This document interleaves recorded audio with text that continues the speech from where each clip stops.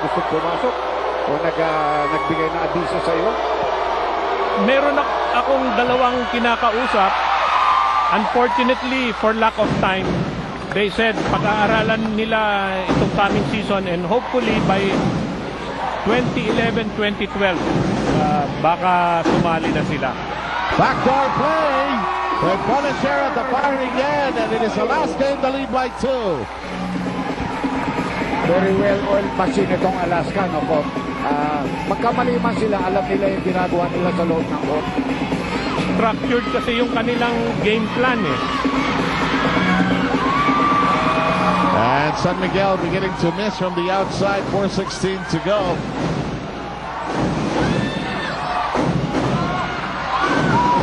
Have there been any major changes from the time you and I started working together in the 90s, 80s, the 90s, and into this next century? Have there been many changes that you've seen in the PBA? Well, sa game, I believe it's much faster and more, not really more physical, but the skills of the players are brought to the fore rather than noong araw maraming gulangan-gulangan eh. Ngayon talagang pagalingan. Okay. And there's a drive by Freeman resulting in a foul. Let's see who they give this to. As we'd like to remind you about Hanes being the official underwear of the PBA. Alam mo, I agree with you, Commissioner, kasi even sa NBA, napapansin ko, it has become a speed game. The teams really have to have a speed game para maging very effective ang kanilang offensive game. Parang global ata, Andy, di ba? Yeah. Yung moving of the ball fast among the teams and then even moving without the ball, mas maano ngayon eh. Mas pronounced kaysa yung set play. That's why it's more exciting. Yep. Correct.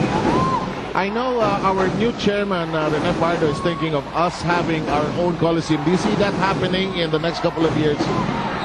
Sana, no? Malaking undertaking yun eh. Sana yung general economic condition umangat na ng umangat. Kasi there are certain forces beyond our control eh.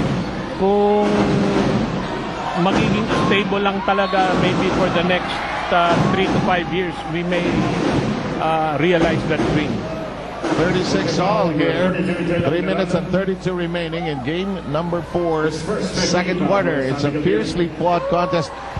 Ito, Hunch, Commissioner. 6 games, 7 games ito. Baka... Well, pag nag-2-all, baka mag-7 games. Okay. In the meantime, we've got Devance back in together with Baguio. And by the way, we will also have the NBA Asia Challenge as the legendary NBA players will team up with our own legends. And of course, the special performance of the Miami Heat dance team. And that's on August 27. You know where to get your tickets. Low-scoring ball game ito. Medyo masama ang umpisa ng Alaska, but their defense has kept them in the game. Danak Miranda circling around the big pick. And there's the pitch. This crowd is screaming. Tenorio pops, can't drop it. Rebound contested. Look at Miranda slide gracefully into his front court. The snap by Arvin Santos. Very consistent si Arvin from the start. 6 points by Arvin Santos. Well, naalala mo ba sa All-Filipino, siya parang unang candidate natin magiging most valuable player. Yung umpisa niya sa All-Filipino. Ball being tapped around and taken away finally by San Miguel. Inside pass, Arvin Santos back to back.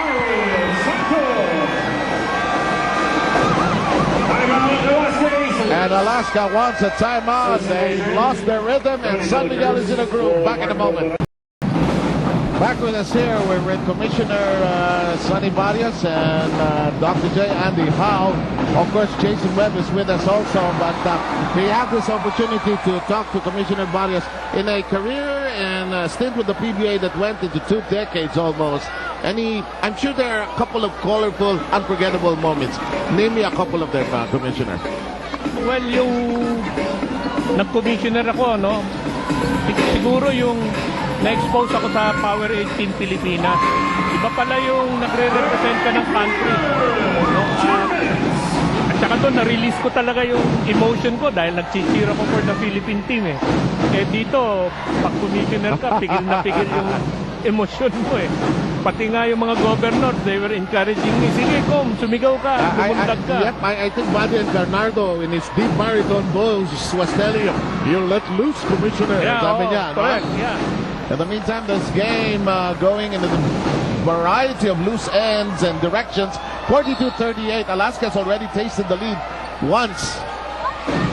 But San Miguel has bounced back to take a 4-point lead. But Alaska is not, they're not befuddled. They're still playing and sticking to their game plan. Commissioner, do you see us coming back into playing a little more in the international scene? Do you see that happening in the PBA? Siguro magpapahiram tayo. No? Siguro lang. Depende yun sa pag-uusap ng SBP at PBA. Okay. And that's taken away by Baguio. A minute and 4 remaining. Breakaway. Success! Magaling na talaga dumipensa si Dodon Ontiveros. Humangin mid-air. You know, Alaska has taken a look at San Miguel straight in the eye and saying, we're going to compete with you in this series. Definitely. Denok Miranda, a lot of minutes, a lot of floor time, as Magumar John said earlier. Here's a toss to Freeman. 3 if it bites, no. That's not a good shot for him. They would rather him going to the basket or a 12-footer, not a 22-footer.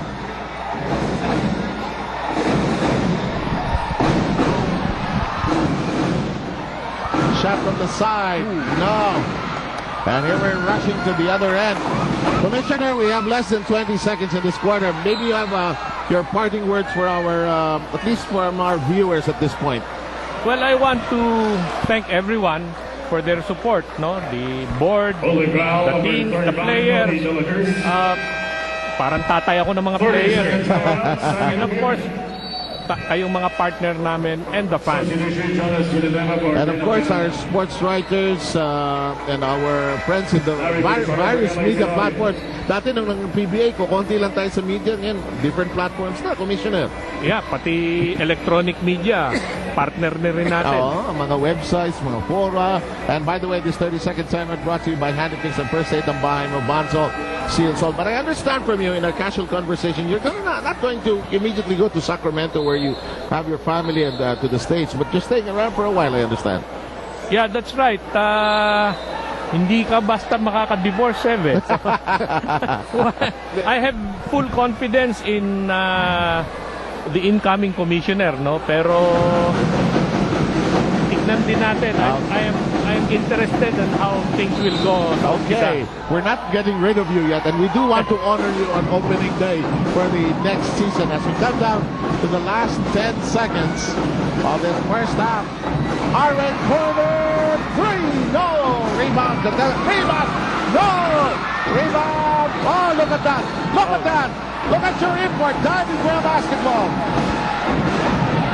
There is 0.8 of a second left, enough time for a good catch and a look at the basket here if you have a good inbound.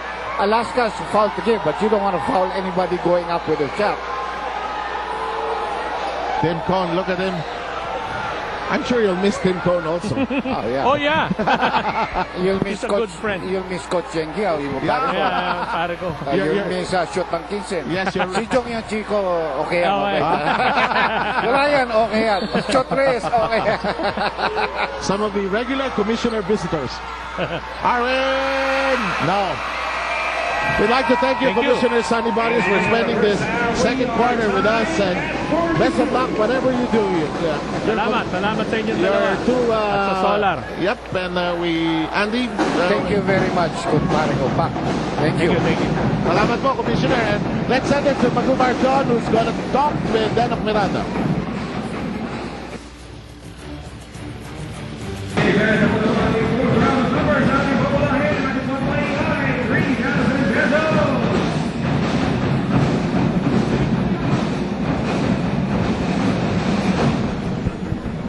First ball for nothing.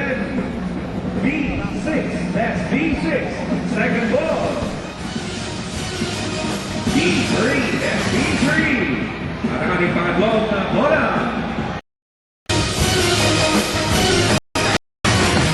tight and as red hot as this series is, we're tied at the end of 2 quarters, 42 apiece. Let's start with Dr. J. You were, I know you told me about Denok Miranda. They should use him, San Miguel that is, against LA Tenorio in the series. Yeah, I thought that in the second quarter when he was taken out and Alex Cabagnot came in, Alex Cabagnot played a long minutes. So much so that in the end he was shooting shots that he no longer had the strength. So by the time Denok came in, Alaska had already caught up. Obviously, I think they should do a little bit more with the rotation of their guards. You cannot completely rule out using Jonas Villanueva. You can't use him for 30 seconds. The guy's got game. He proved that in the previous year when they won this championship. So it's really hard for Shot Atkinson to really balance the minutes because of the quality of material that he has on the bench. He has a lot of virtuosos in that orchestra.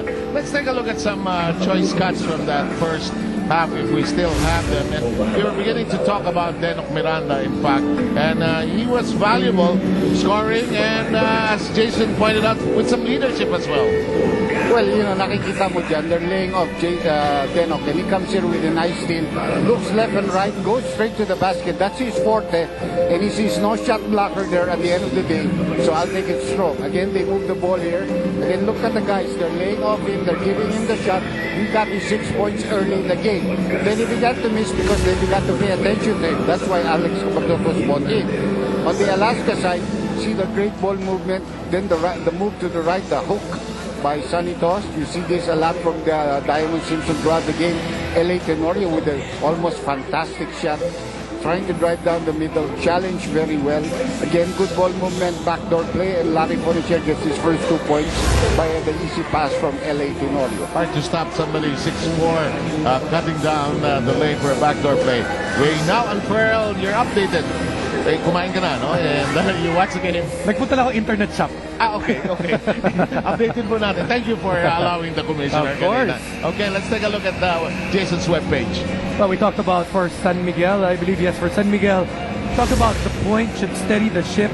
Napag-usapan na kanina, Denok Miranda, what he has done, he had 6 points and 5 assists. Alex Cabagnot played most of the remaining minutes for that point guard spot. He was decent as well. He had 4 points and 3 and 1 assist. But that combination, those two, had 10 points, 7 rebounds, and 6 assists. From that point guard position, okay na yan para sa San Miguel. Next, they had to dominate the rebounds. They did not do very well right there. This is the first time that they're actually down in rebounds in the series. And next up is to keep Freeman on the floor. Freeman played 22 out of the available 24 minutes on the floor. So very good sila dyan. And Freeman had 14 points, 5 rebounds. What San Miguel would like to see, a little bit more rebounds coming from Gabe Freeman. And let's flip the page as well and go over the points for the Aces. Well, for the Aces, they had to dictate tempo, and they failed to do that in that first half rather. San Miguel was able to get 6 fast break points, but here's the big one, Seth. Turnover points given up by Alaska to San Miguel, 14, because they turned the ball over way too many times with 12. Next up, the bench must compete. The bench did compete, and the bench won. They had 12 points compared to San Miguel's 10, and finally get Simpson back on track. Diamond Simpson had 10 points and in that first half and 8 rebounds. Thanks a lot, Jason. Magu, please.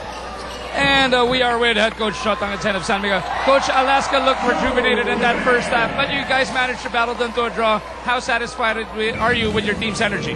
Well, I'm satisfied with the team's energy. We just got to do a better job on our execution offensively because we're not getting good quality shots, basically. Yun nga, 0 for 9 from the three-point line. Is it time to pound it inside more? Yeah. We're shooting everything as a jump shot, so we got to get to the basket more. Thanks for your time, Coach, and good luck in the second half. Let's turn it back over to Seth. Thanks very much, Magu, and thank you to Coach Shot Atkinson for allowing us a portion of the game to have him with us here. In the meantime, it is Alaska by 2. They're trying to stretch their lead. De La Cruz fires, and Alaska ahead by 4. Well, another offensive rebound resulting in 2 points. Things that San Miguel didn't do. They didn't get into the free throw line. They only had 3 free throws attempted while Alaska had 10. So the difference right there is a +5 because Alaska made 7 out of 10. And going back to what Coach Shot was saying about having quality look,